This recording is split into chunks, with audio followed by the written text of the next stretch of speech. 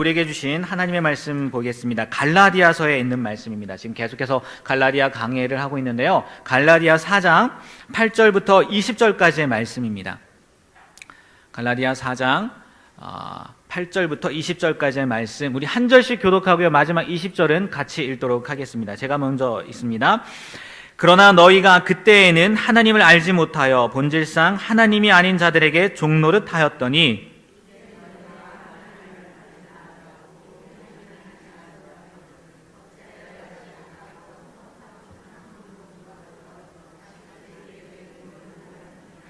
너희가 날과 달과 절기와 해를 삼가 지키니 형제들아 내가 너희와 같이 되었은즉 너희도 나와 같이 되기를 구하노라. 너희가 내게 해롭게 하지 아니하였느니라.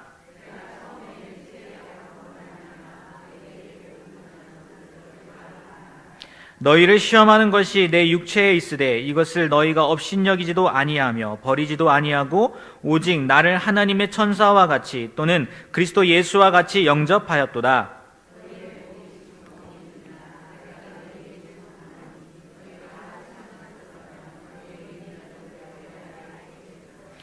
그런즉 내가 너희에게 참된 말을 함으로 원수가 되었느냐?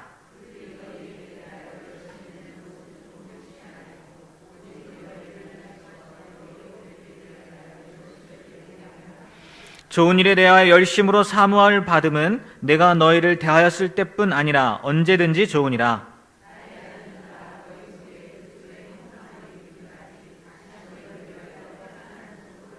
우리 함께 읽습니다. 내가 이제라도 너희와 함께 있어 내 언성을 높이려 함은 너희에 대하여 의혹이 있음이라. 아멘. 이 시간 우리 김명식 전도사님 나오셔서 복음으로 인하여라 라는 제목으로 말씀 전해 주시겠습니다.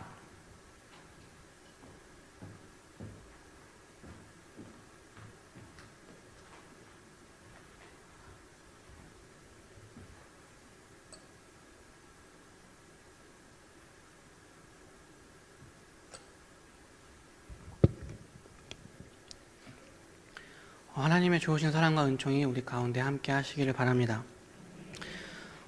이번 수요성서 아카데미는 갈라디아서를 알아보고 있습니다. 갈라디아서는 갈라디아 지역에 벌어진 신학적 문제, 특별히 교리적 문제에 대한 오해와 비틀림을 바로잡고 고치기 위해서 바울이 갈라디아 교회에 보낸 편지입니다. 갈라디아서는 크게 세 부분으로 나눌 수 있는데 1장과 2장은 바울의 사도직에 대한 변론과 신앙 고백이라고 할 수 있고, 또 3장부터 5장 1절까지의 내용은 율법과 믿음에 대한 교리적인 설명이라고 할 수 있습니다. 그리고 5장 2절부터 6장까지의 내용은 실제적인 겉면에 대한 내용입니다. 오늘은 갈라디아서 4장을 통해서 우리에게 어떤 은혜를 주시는지 알아보려고 합니다. 설교를 준비하면서 주제 말씀을 어떤 걸로 할까 고민하다가 지금 우리가 말씀을 깊이 묵상하는 사순절을 살아가고 있고, 갈라디아서 4장 말씀들 중에 한 번에 이해하기가 좀 어려운 말씀들도 있어서 4장 전체를 설명해 드리고 나누기로 마음 먹었습니다. 오늘은 성경책에서 갈라디아서 4장을 펴놓으시고 덮지 마시길 바랍니다.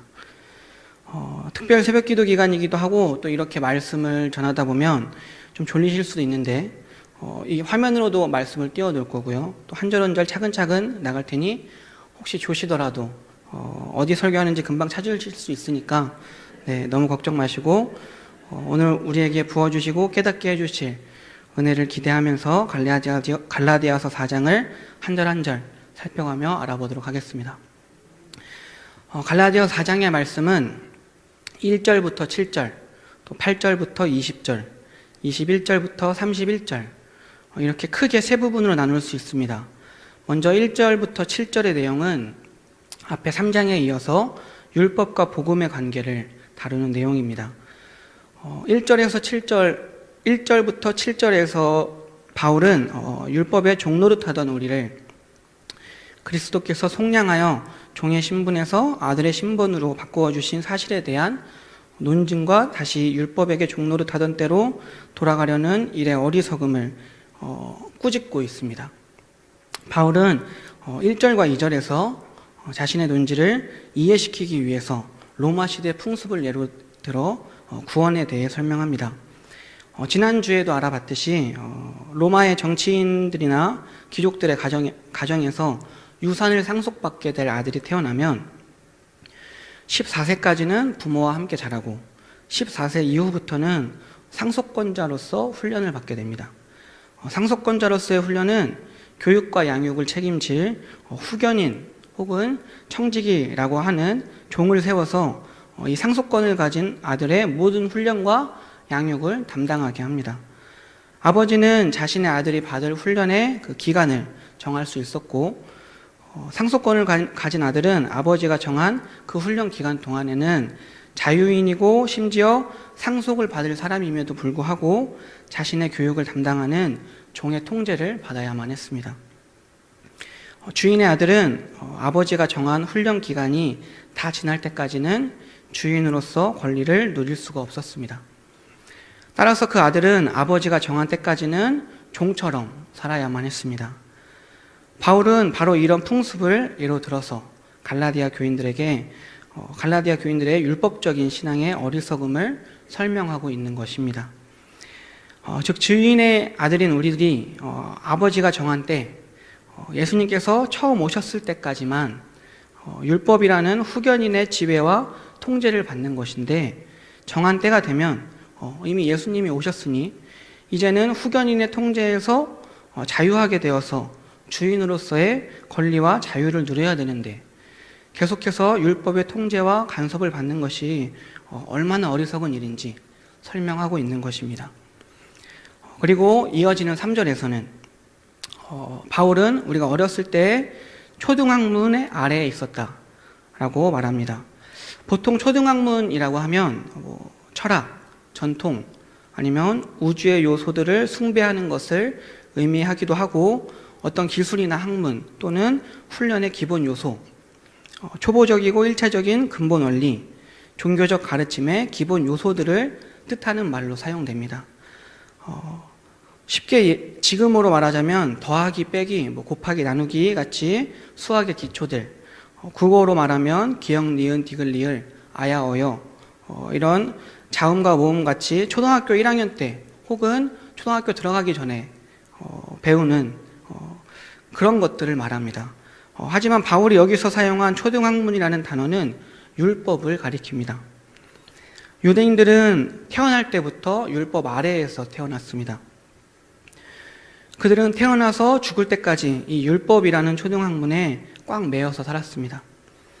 율법은 지켜야 하는 것인데 율법을 온전히 지킬 수 있는 능력이 사람에게는 있지 않기 때문에 유대인들은 평생을 살면서 나는 율법을 온전히 다 지킬 수 없는 존재구나 라는 것만 확인하다가 인생이 끝난다고 해도 과언이 아닌 삶을 살았습니다.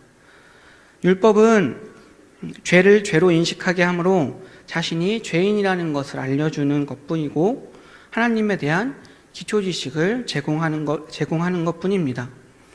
그러므로 오늘 이 3절이 의미하는 바는 그리스도께서 이 세상에 오시기 전까지 모든 사람이 구원의 방편과 도리를 아는 원숙한 신앙을 가지고 있지 못했다라는 말입니다.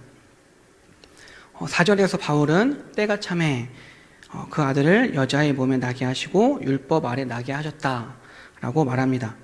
이 말은 창세기부터 약속되고 또 계획된 하나님의 때가 이르자 하나님께서 그리스도를 우리에게 보내주셨다라는 말입니다. 여자의 몸에 나게 하셨다는 말은 예수 그리스도께서 남자의 몸이 아닌 성령으로 잉태되었다는 것을 말합니다. 이것은 예수님이 아담으로부터 시작된 원죄에서 자유로운 분이시라는 것과 예수님이 참 하나님이자 참 사람이라는 것을 설명하는 것입니다. 율법 아래에서 났다라는 말은 유대인으로 태어났다라는 말인데, 예수님께서 유대인으로 나신 이유는 율법을 완성하기 위해서였습니다. 예수님은 마태복음 5장에서 율법과 선지자를 완전하게 하려고 오셨다고 말씀하셨습니다. 예수님은 율법의 핵심을 정확하게 알고 계셨고 또 율법의 요구들을 충족시키셨습니다. 그리고 직접 자신이 속죄 제물이 되어서 십자가에 달려 돌아가심으로 율법을 완성시키셨습니다. 하나님이 예수님을 여자의 몸에 나게 하시고 율법 아래 나게 하신 이유는 5절에서 말해주고 있습니다. 율법 아래에 있는 자들을 속량하시고 우리로 아들의 명분을 얻게 하려 하심이라. 이 5절에서는 아주 중요한 단어가 나옵니다. 바로 속량이라는 단어입니다. 속량이라는 헬라어 단어는 엑사고라조라고 하는 단어인데 이 단어의 뜻은 대가를 지불하고 사서 자유하게 하다라는 뜻입니다. 사실 이 속량이라는 단어는 우리한테는 좀 생소한 단어입니다. 잘 쓰지 않는 오래된 단어이기도 하고 지금 우리가 살고 있는 시대에는 누군가를 대신해서 대가를 지불하고 자유하게 할 수 있는 제도가 있지 않기 때문입니다. 그래서 우리는 속량을 단순히 값을 지불하고 노예를 사서 그를 자유하게 해주는 것으로 이해하고 설명하는 경우가 많습니다. 하지만 구약에서 이 속량이라는 단어는 노예뿐만 아니라 동물의 경우에도 사용되는 경우가 있었습니다. 속량을 사람이 아닌 동물을 대상으로 사용한다면 느낌은 아주 많이 달라집니다. 율법에 의하면 집에서 기르는 동물이 이웃집 사람을 물어서 죽였을 때 그 동물은 반드시 죽여야만 했습니다. 그 동물을 죽이지 않으면 그 동물의 주인을 죽일 수도 있었습니다. 거의 대부분의 경우에는 이 동물을 죽입니다. 하지만 그 동물을 너무 아낄 때 주인은 죽은 사람의 가족을 찾아가서 아주 큰 값을 지불하고 동물을 살리는 경우가 있었습니다. 그때 지불하는 값이 구약에서 말하는 구속의 값, 속량입니다. 이 구속의 값을 지불하면 그 동물은 사람을 죽인 죄가 사함을 받아서 자유하게 되는 것입니다. 속량을 사람이 아닌 동물을 대상으로 사용한다면 예수님의 구속 사역이 더 말도 안 되는 비현실적인 것이 됩니다. 동물을 살리기 위해서 주인이 대신 죽었다고 한다면 여러분들은 이 말을 믿으시겠습니까? 이런 말도 안 되는 이야기가 마음에 와 닿으십니까? 만약 부모가 자기 아들을 사랑해서 아들 대신 죽었다면 참 아름답고 안타까운 일이라고 말할 수 있을 것입니다. 사형 선고를 받은 친구를 위해서 그 친구를 대신해서 죽음으로 친구의 죗값을 속량하고 그 친구를 구원했다면 그런 친구를 둔 사람을 정말 부러워할 것입니다. 하지만 예수님의 속량은 그렇게 감동적이지도 또 아름답지도 않습니다. 조금 전에 제가 말씀드렸듯이 자기 집 개가 다른 사람을 물어 죽여서 그 개를 죽여야 하는데 주인이 그 개를 너무 사랑해서 그 개를 살리기 위해서 대신 죽기로 했다면 말이 되겠습니까? 그런데 이 속량은 조금 더 황당한 이야기입니다. 우리는 하나님께 죄를 지었습니다. 사람은 처음부터 사탄의 유혹에 넘어가서 우리 스스로가 인생의 주인이 되고자 하나님을 거부했습니다. 죄의 근본은 자기 자신을 주인으로 섬기는 것입니다. 스스로 인생의 주인이 되어서 불행을 자초한 사람들을 다시 하나님께로 인도해서 하나님의 자녀가 되도록 하나님의 공의를 만족시키기 위해서 예수님께서 죗값으로 우리를 대신해서 죽임을 당하신 것입니다. 그래서 더 말도 안 되는 터무니없는 얘기입니다. 단순히 죄인을 불쌍히 여기셔서 죽어주신 것이 아닙니다. 하나님이 자신을 대적한 죄인을 불쌍히 여기셔서 스스로 죽임을 당하신 것이기 때문입니다. 이 이야기를 사람이 아닌 동물로 다시 이야기한다면 그 개가 주인의 아들을 물어서 죽였는데 주인이 그 개를 살리기 위해서 자기가 대신 죽겠다고 하는 말입니다. 이건 정말 미친 짓이라고밖에 설명할 수가 없습니다. 예수님이 죄인을 위해 죽은 일은 단순히 가능하지 않은 일이 아니라 받아들일 수가 없는 일인 것입니다. 그런데 이렇게 받아들일 수 없을 때 비로소 우리는 하나님의 마음을, 하나님의 사랑을 느낄 수 있습니다. 이런 말도 안 되는 일을 통해 그리스도 안에 있는 우리가 율법으로부터 완전히 자유함을 얻게 된 것입니다. 그런데 여기에서 우리가 절대 잊지 말아야 할 것이 있습니다. 예수 그리스도의 십자가 사건은 출발에 불과하다는 것입니다. 물론 십자가는 강조하고 또 강조해도 모자란 아주 중요한 사건이고 십자가의 중요성을 늘 마음속에 새겨야 하지만 십자가 사건이 최종 목적지는 아니라는 말입니다. 십자가는 우리 구원의 출발점입니다. 그렇다면 우리의 목적지는 어디일까요?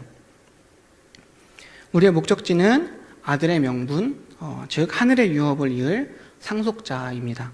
하나님께서는 우리를 상속자로 부르셨습니다. 이어지는 6절에서 바울은 우리가 하나님의 아들이므로 하나님을 아빠, 아버지라 부르게 하셨다라고 말합니다. 아빠라는 헬라어 단어는 우리 말의 아빠와 똑같다고 생각하시면 되는데 법적인 관계를 넘어선 친밀하고 인격적인 관계를 뜻합니다. 6절에서 중요한 것은 이 부르다라는 단어입니다. 헬라어로는 크라존이라고 하는데 이 단어의 뜻은 크게 소리치다, 비명을 지르듯이 크게 소리치다라는 뜻입니다. 다른 곳에서는 부르다라는 단어가 다른 단어로 쓰이는데 특별히 여기에서만 크라존이라는 단어를 쓴 이유는 억누를 수 없는 감정의 상태를 표현하기 위함입니다. 다시 말하자면 죄 가운데 죽을 수밖에 없었던 우리가 성령의 은혜와 그리스도의 속량을 통해서 하나님의 아들이 되었기 때문에, 하나님의 자녀가 되었기 때문에 참을 수 없는 기쁨의 상태에 있다는 것을 의미하는 것입니다. 우리는 하나님을 아빠, 아버지라고 부르게 해주신 게 얼마나 대단한 의미인지 잘 모르지만 유대인들의 모습을 보면 그것이 얼마나 대단하고 놀라운 일인지 알 수 있습니다. 옛날 성경을 필사하던 유대인들은 성경을 쓰다가 여호와라는 단어가 나오면 그 자리에서 일어나서 몸을 씻고 또 붓을 빨고 옷을 갈아입고 와서 마음을 다시 가다듬고 다시 썼습니다. 성경을 읽을 때는 감히 하나님의 이름을 부르지 못해서 하나님의 이름을 읽지 못하고 침묵으로 넘어갔습니다. 그런 하나님을 친근하게 아빠, 아버지라고 부르게 해주신 것입니다. 하나님을 아빠, 아버지라고 부르게 해주신 이유, 하나님이 우리를 자녀로 부르신 이유는 7절에 나옵니다. 그것은 바로 하늘의 유업을 받게 하기 위해서입니다. 이 하늘의 유업이 무엇인지 아십니까? 하늘의 유업이 무엇인지 궁금하지 않으십니까? 저는 도대체 이 하늘의 유업이 무엇인지 궁금해서 공부하고 좀 찾아보다가 이 말씀을 좀 만났습니다. 디도서 1장 2절에서 3절 말씀인데 우리 같이 읽겠습니다. 영생의 소망을 위함이라.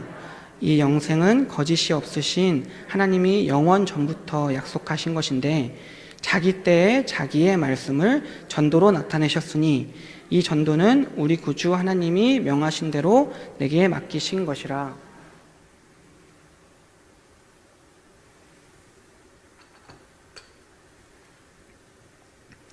디도서는 영생을 전도로 나타내셨고 이 전도는 우리 구주 하나님이 명하신 것으로 내게 맡기신 것이다 라고 말하고 있습니다.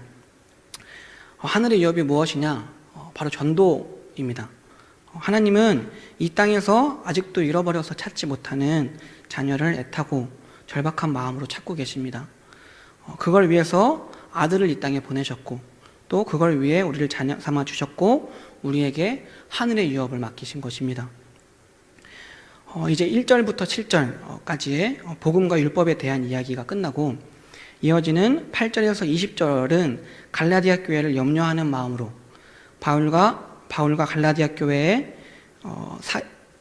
바울과 갈라디아 교인들 사이에 있었던 추억을 이야기하면서 그들이 떠난 자리가 얼마나 중요한 자리였는지 알려주는 내용입니다.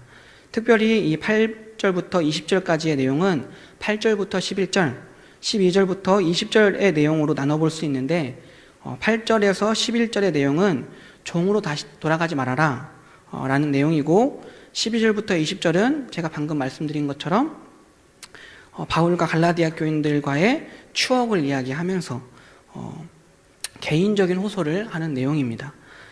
먼저 8절부터의 9절의 내용은 이렇습니다.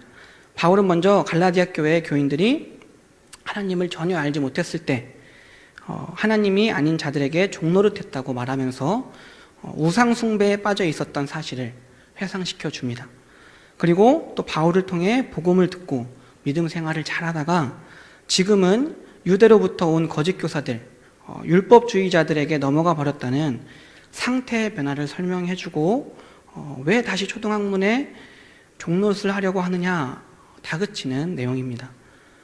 앞선 1장에서 3장에서 우리가 알아본 것처럼 바울은 분명하게 믿음으로 구원받는다 라고 이야기했지만 율법주의자들은 갈라디아 교인들에게 바울의 사도권에 대한 의혹을 제기했고 바울이 전한 복음의 신빙성에 의문을 제기했습니다.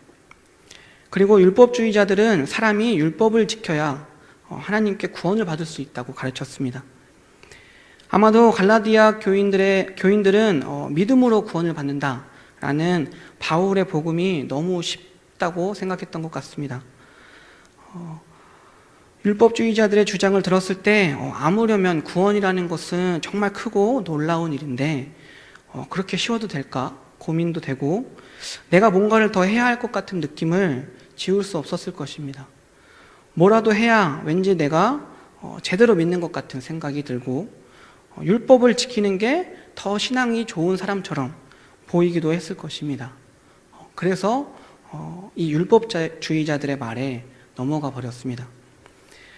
갈라디아 교인들이 율법주의자들의 말에 넘어간 것이 참 어리석은 일이긴 하지만 이런 일은 우리에게도 일어날 수 있는 일입니다. 아니, 이미 우리에게도 율법주의의 모습이 있습니다. 한번 예를 들어 볼까요?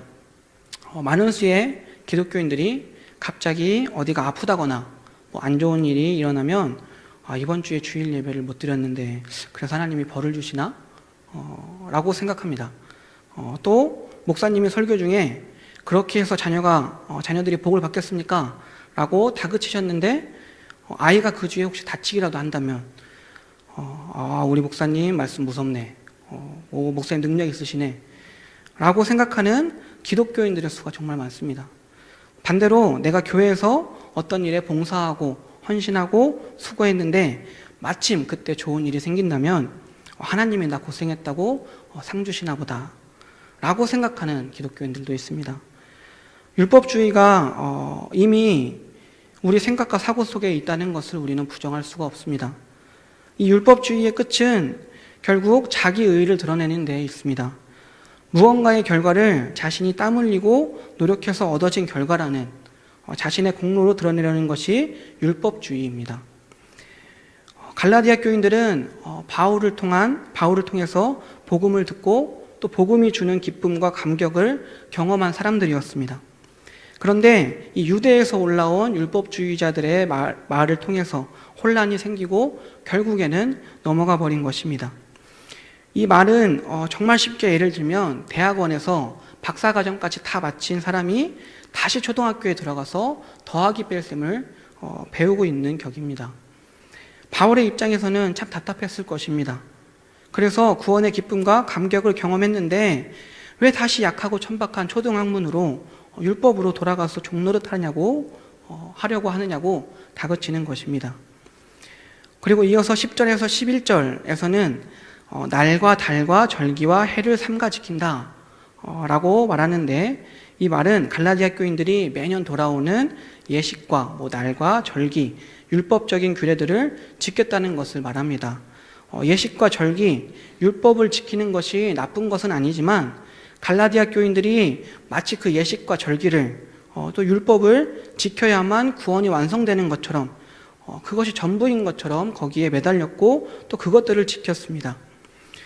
요즘 시대로 조금 바꿔서 말한다면 이건 마치 기독교인들이 오늘의 운세에서 물을 조심하라고 했다고 그날 하루 종일 물도 안 마신다거나 사주팔자를 보러 간다거나 장명소에서 이름이 안 좋다고 그래서 이름을 바꾸는 것 같은, 청년들의 경우에는 타로카드 점을 본다거나 연인과의 궁합을 본다거나 그런 일입니다.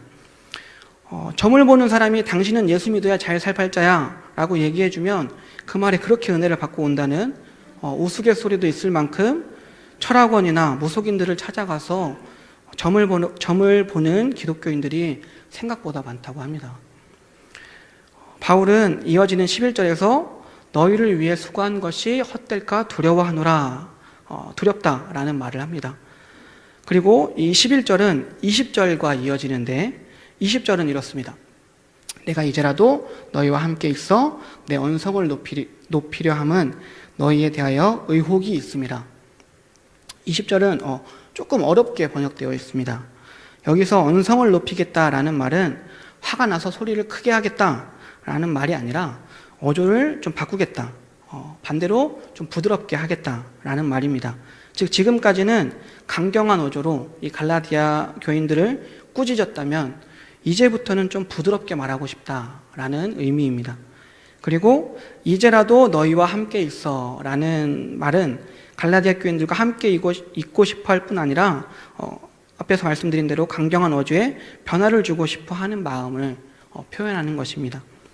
너희에 대하여 의혹이 있음이라 라는 말은 이 부분이 조금 어려운데 이 번역된 부분의 원뜻은 너희의 상황에 대해서 내가 정확히 아는 바가 없어서 당황스럽다라는 말입니다. 자신이 전한 복음과 노력이 물거품이 될 것 같아서 두려운 바울은 이제 마음의 결심을 하고 갈라디아 교인들의 잘못을 고치기 위해 갈라디아 교인들과 있었던 옛 추억 하나를 이야기합니다.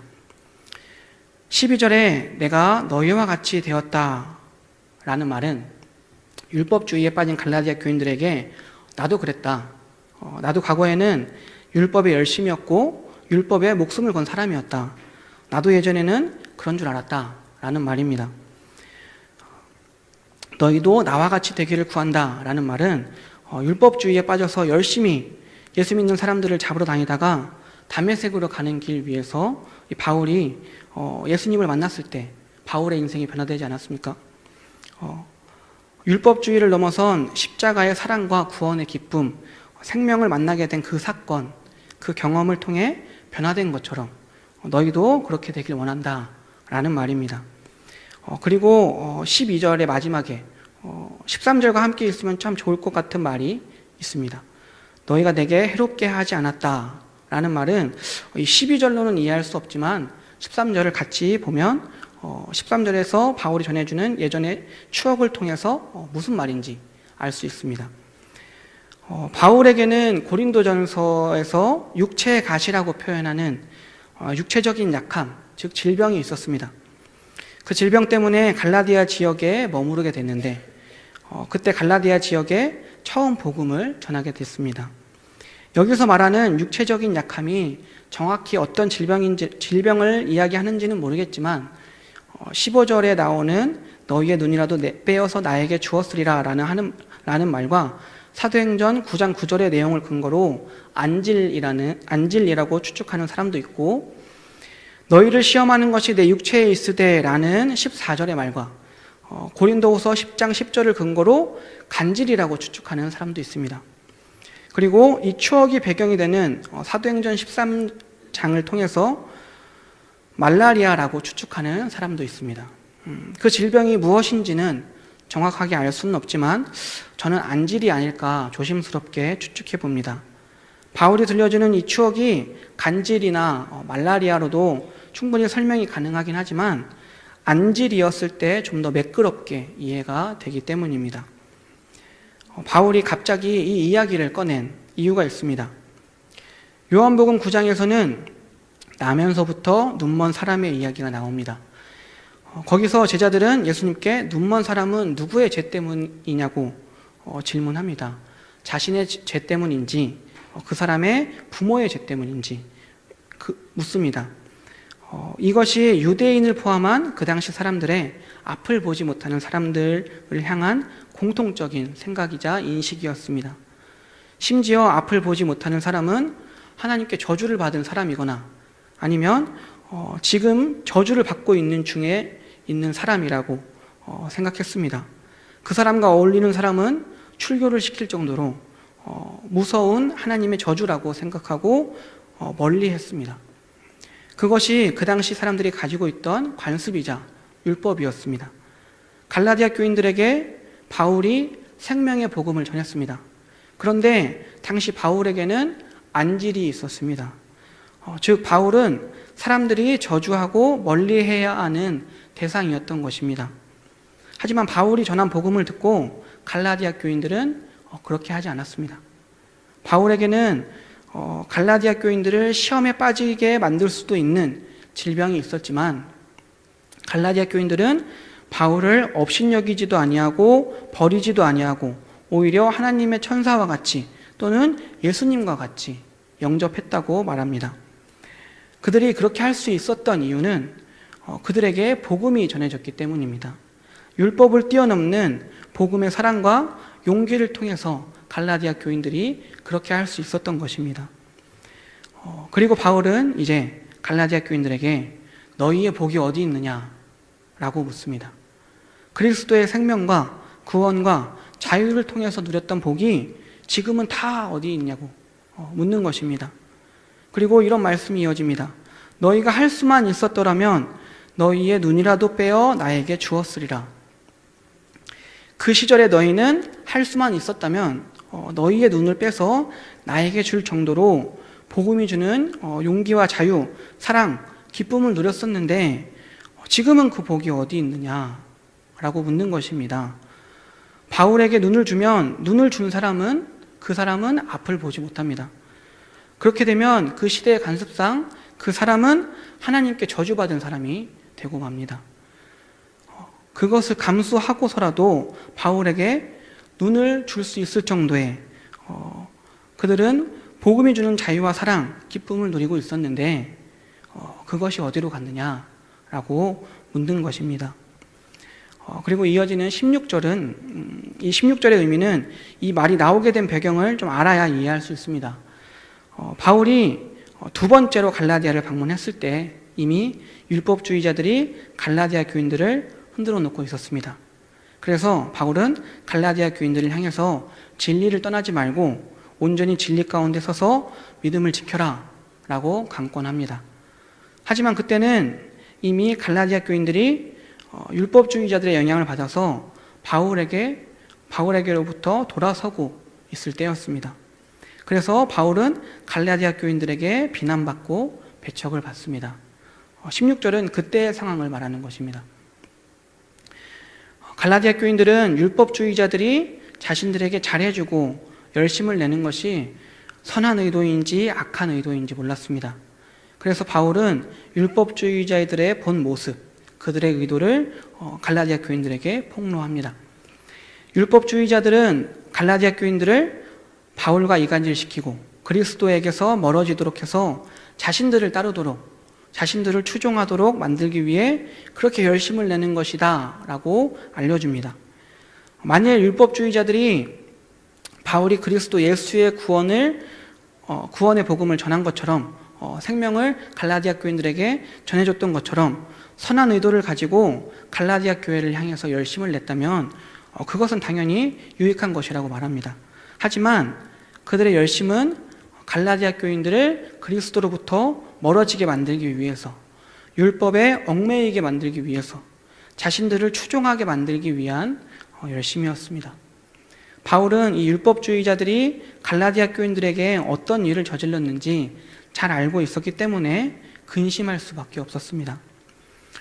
그리고 이제 진짜 중요한, 제가 계속해서 여러 구절을 중요하다고 말씀드렸는데 진짜 중요한 구절로 이어집니다.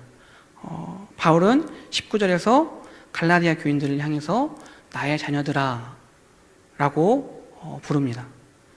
바울의 서신들에서 갈라디아서를 제외한 바울의 서신들에서 교인들을 향해서 자녀라고 부르는 호칭은 오직 이 갈라디아서 4장에만 나옵니다.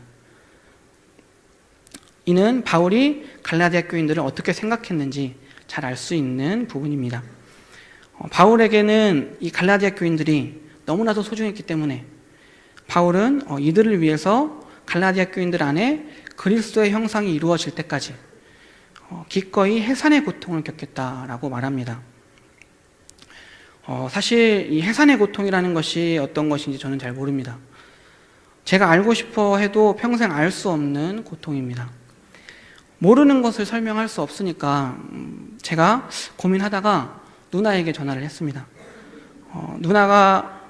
누나에게 전화해서 해산의 고통이 어떤 것이냐라고 물어봤는데 누나가 해산의 고통에 대해서 친절하게 잘 설명을 해주긴 했는데 제가 잘 모르는 것을 장황하게 설명해줘서 제가 제대로 이해한 건지는 모르겠습니다. 어쨌든 누나에 의하면 누나가 해준 말은 이렇습니다. 아이가 나오기 전에 오랜 시간 계속되는 진통 때문에 정말 까무러치게 힘이 든다 라고 합니다. 하지만 이 정신을 잃으면 아이가 나오지 못하니까 정신을 잃을 수도 없고, 진통이 올 때 아프니까 힘을 줘서, 온몸에 힘을 줘서 참는데 옆에서는 자꾸 몸에 힘을 주지 말라고 하고, 아이가 나오는 순간에는 온 힘을 다 줘야 하는데 진통을 견디느라 힘은 다 빠져 있고, 정말 말로는 설명할 수 없는 아픔과 힘듦이었다 라고 말을 해줬는데, 이게 무슨 말인지는 알겠는데 잘 모르겠는 그런 느낌이었습니다. 이 해산의 고통이라는 것을 저와 같은 남자들 말고 여기 계신 어머니들은 다 아실 거라고 생각합니다. 사실 제가 궁금했던 건 그 해산의 고통보다는 다음에 제가 던진 질문이었습니다. 그렇게 아팠는데도 어떻게 둘째를 낳았냐고, 그리고 또 혹시 셋째를 낳을 생각이 있냐고 물었습니다. 그랬더니 누나는 해산의 고통은 아기를 보고 있으면 금방 잊는다 라고 말했습니다. 바울이 갈라디아 교인들을 위해서 해산의 고통을 다시 겪겠다라는 말은 그만큼 큰 고난과 고통을 감내하겠다라는 말입니다. 바울은 갈라디아에서 복음을 전할 때도 그런 고난을 겪었습니다. 그리고 다시 그 고난과 고통을 감내하려고 하는 것입니다. 그 이유는 자신의 그 수고와 고통을 통해서 복음이 갈라디아 교인들에게 전해짐으로 그들에게서 피어난 경이로운 생명의 기쁨을 경험했기 때문입니다. 그들 안에서 복음으로 인해서 피어나는 복음의 열매들을 지켜보면서 바울이 얼마나 기뻤겠습니까? 잘 알지 못하는 제가 쉽게 드릴 수 있는 말씀은 아니지만 생명의 기쁨은 해산의 고통을 넘어선다고 합니다. 그래서 바울은 그들을 위해서 갈라디아 교인들이 그리스도의 형상을 이루기까지 기꺼이 그 모진 고통과 고난을 받겠다는 것입니다. 갈라디아 교인들의 바른 신앙을 위한 바울의 간절한 호소가 끝이 나고 바울은 이제 21절에서 31절을 통해 하갈과 사라, 이스마엘과 이삭의 비유를 사용해서 복음과 율법의 관계에 대해서 다시 한번 설명해 줍니다. 갈라디아서 4장의 마지막 세 번째 부분은 율법주의자들과 그 율법주의자들에게 빠져버린 갈라디아 교인들을 향한 책망으로 시작됩니다. 그들은 율법을 지킴으로 하나님으로부터 의롭다고 인정받으려고 했습니다. 하지만 이것은 율법의 진정한 의미를 모르는 아주 어리석은 일이었습니다.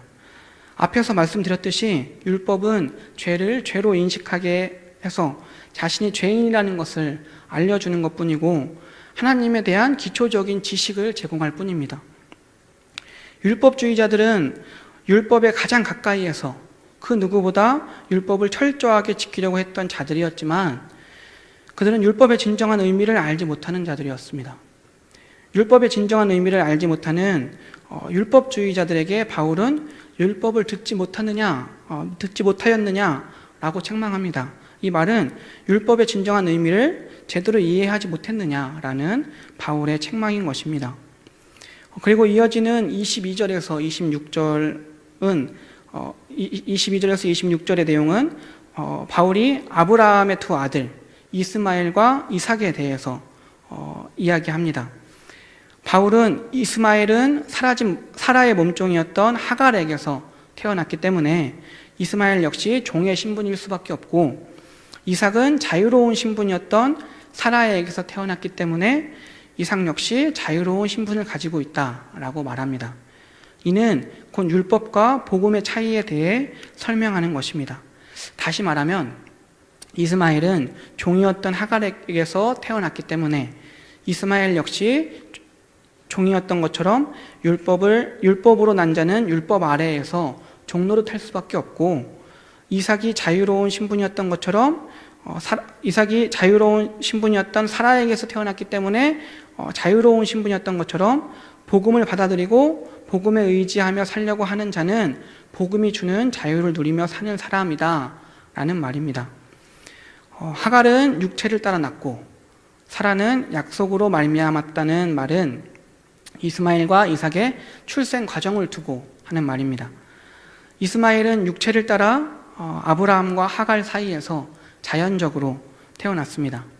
그리고 이스마엘은 기다리라는 하나님의 말을 듣지 않고 스스로 문제를 해결하려 한 결과로 낳은 아이였습니다. 그래서 이스마엘은 그리스도를 믿는 것 대신에 자신들의 율법을 지키는 행위로 구원에 이를 수 있다고 생각하는 율법주의자들을 대표합니다. 하지만 이삭은 하나님께서 아브라함과 사라와 맺은 약속에 의해서 태어났습니다. 하나님은 아브라함과 사라에게 사라를 통해 후손을 주시겠다라고 약속하셨습니다. 그리고 태어날 아이의 이름까지도 지어주셨고, 하나님이 약속하신 그 약속에 따라서 아브라함이 100세, 사라가 90세 되던 해에 이삭을 선물로 주셨습니다. 아브라함과 사라는 육체적으로 아이를 가질 수 없는 상황이었지만 하나님이 약속을 이루시기 위해 개입하신 것입니다. 바울은 특별히 29절에서 이삭을 성령을 따라 난 자라고 말합니다. 이는 하나님의 약속으로 인해서 태어난 것이 성령을 따라 난 것을 의미한다라는 말입니다. 그래서 이삭은 성령으로 난 모든 자들을 대표합니다. 바울은 복음과 율법의 차이를 설명하기 위해서 사라와 하갈을 비유로 사용한다고 밝힙니다. 이 비유는 예수님이 하셨던 비유와는 좀 의미가 다릅니다. 예수님이 사용하셨던 비유는 비슷한 두 사물이나 사건을 비교함으로써 거기에 담긴 원리나 교훈을 설명해 주는 비유였다면, 바울이 여기에서 사용하는 비유는 어떤 역사적인 사실이나 잘 알려진 사실에서 의미를 가져와서 해석하는 것을 말합니다. 즉 본문의 이야기로 쉽게 말하자면 바울은 사라와 하갈이라는 역사적 인물을 통해서 복음과 율법을 설명하는 것입니다. 바울이 사라와 하갈을 비유로 삼은 것은 갈라디아 교인들에게 복음과 율법의 분명한 차이를 설명하기 위함이었습니다. 그리고 이것은 두 언약으로까지 이어집니다. 여기서 말하는 두 언약은 하나님께서 아브라함과 맺은 약속과 하나님이 시내산에서 율법을 통해서 모세와 맺은 약속을 말합니다. 아브라함과 맺은 약속은 은혜와 자유가 있는 반면에 율법을 통해 모세와 맺은 약속은 인간을 구속하고 억압하는 것입니다. 그래서 아브라함과 맺은 약속은 이삭, 예수 그리스도를 믿는 기독교인을 말합니다. 그리고 시내산에서 율법을 통해서 모세와 맺은 약속은 이스마엘, 율법에 묶인 율법주의자들을 뜻합니다. 바울은 24절에서 25절을 통해 율법의 성격을 설명하고 대다수의 유대인들이 진정한 자유를 누리지 못하고 율법 아래에서 종노릇하고 있음을 밝힙니다. 그리고 26절에서 27절에서는 복음의 성격, 언약에 속한 자 모두가 진정한 자유를 누리고 있음을 보여주고 아이를 낳지 못했던 사라의 처지를 말하면서 그렇게 외로운 상황이더라도 즐거워하라고 요구합니다. 왜냐하면 하나님이 아브라함에게 주신 약속의 자녀를 곧 낳을 것이라고 확신할 수 있기 때문입니다. 22절에서 27절까지 사라와 하갈로 복음과 율법에 대해서 설명해온 바울은 이어지는 28절에서 이제 자신이 설명한 것을 갈라디아 교인들에게 직접 적용시킵니다. 즉 그들이 사라, 이삭, 복음으로 대표되는 약속의 자녀라는 것을 알려주고 상기시키는 것입니다. 그리고 이스마엘이 어린 이삭을 핍박한 사실을 예로 듭니다. 이삭이 아니었다면 아브라함의 유업을 이어받을 사람은 이스마엘이었습니다. 이삭이 태어나자마자 이스마엘에게 있었던 그 관심과 기대는 모두 이삭에게로 옮겨졌습니다. 아마도 이스마엘은 자신의 모든 것을 빼앗아 간 그 이삭이 정말 미웠고 또 정말 이삭을 증오했을 것입니다. 창세기에도 자세한 설명은 나오지 않지만 이스마엘이 이삭에게 가한 핍박은 아마도 그냥 단순히 놀리는 장난이 아니라 감정이 실린 것일 확률이 높습니다. 바울은 이것을 갈라디아 교회의 당시 상황, 율법주의자들이 성령으로 거듭난 갈라디아 교인들을 핍박하는 상황에 적용시킵니다. 즉 갈라디아 교회에서도 율법주의자들이 믿음으로 말미암아 상속자가 돼서 구원의 유업을 이어받을 갈라디아 교인들을 핍박하고 있다는 말입니다. 30절에서 31절은 바울이 30절에서 31절은 사라가 이삭을 핍박하는 이스마엘을 보고 하갈과 이스마엘을 내보내라고 아브라함에게 요청했던 것과 이를 용납해 주시는, 인정해 주시는 그 하나님의 말씀을 복합적으로 인용한 것입니다. 이 구절은 육체를 따라 낳은 이스마엘은 하나님이 약속하신 유업을 얻지 못하는 것을 말하고, 율법주의자들은 하갈과 이스마엘처럼 유업을 받지 못하고 쫓겨날 것이고 그게 하나님의 뜻이다 라고 강조합니다. 그리고 마지막으로 3장부터 쭉 이어진 복음과 율법의 비교를 마치면서 갈라디아 교인들은 언약에 속한 자이며 약속된 유업을 받을 상속자임을 다시 한번 분명하게 확인시켜 줍니다. 오늘 우리는 갈라디아서 4장의 내용을 살펴봤습니다. 갈라디아서 4장의 내용을 간단히 좀 설명해드리면, 예수 그리스도를 믿는 사람들은 예수 그리스도의 속량으로 말미암아 상속자가 되었으므로 초등학문과 같은 율법의 통제를 받지 않아도 된다 라고 설명하는 1절에서의 7절 내용과 갈라디아 교인들을 걱정하고 특별히 그들을 자녀라고 부르기까지 하면서 그들을 위해 해산의 고통과도 같은 수고까지 내가 다시 감내하겠다 라고 하는 바울의 호소가 담긴 8절에서 20절까지의 내용, 그리고 마지막으로 사라와 하갈, 이삭과 이스마엘, 복음과 율법으로 설명한 갈라디아 교인들은 언약에 속한 상속자임을 강조한 내용으로 볼 수 있습니다. 우리 또한 갈라디아 교인들과 같이 하늘의 유업을 이어받을 상속자입니다. 앞에서 제가 설명드렸듯이 우리가 받을 이 하늘의 유업은 전도입니다. 하나님은 이 땅에 아직도 잃어버려서 찾지 못하는 자녀들을 정말 애타고 절박한 심정으로 지금도 여전히 찾고 계십니다. 그걸 위해서 예수님을 이 땅에 보내주셨고, 그걸 위해서 우리를 자녀 삼아 주셨고, 자녀된 우리에게 하늘의 유업을 맡기셨습니다.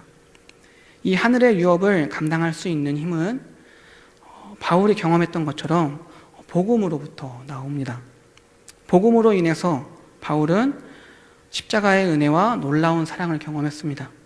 그래서 복음을 전하다가 모진 고난과 고통을 당하는 것을 기꺼이 받아들였습니다. 그리고 그는 복음으로 인한 사랑과 생명을 경험함으로 갈라디아 교인들을 위해서 다시 한 번 더 모진 고통과 고난까지도 내가 기꺼이 감수하겠다라고 말했습니다. 십자가를 통해 우리를 살리신 예수님의 복된 소식, 복음이 우리를 하나님의 자녀 되게 했습니다. 우리가 세상에서 살아가는 동안 갈라디아 교인들이 겪은 것처럼 참 많은 유혹과 또 바울이 겪은 것처럼 핍박과 고난이 우리를 찾아올 것입니다. 하지만 우리가 그것들을 넉넉히 이길 수 있는 것은 복음이 우리에게 준 기쁨과 감격, 은혜가 있기 때문입니다. 우리를 자녀 삼아 주신 하나님의 놀라운 사랑에 감사하면서 우리 삶을 통해서 하나님께서 맡겨주신 그 하늘의 유업을 잘 감당해 나가고 또 열매 맺는 우리가 되기를 정말 간절히 소망합니다. 하나님의 놀라운 사랑과 은총이 우리 가운데 함께 하시기를 바랍니다. 네, 기도하겠습니다.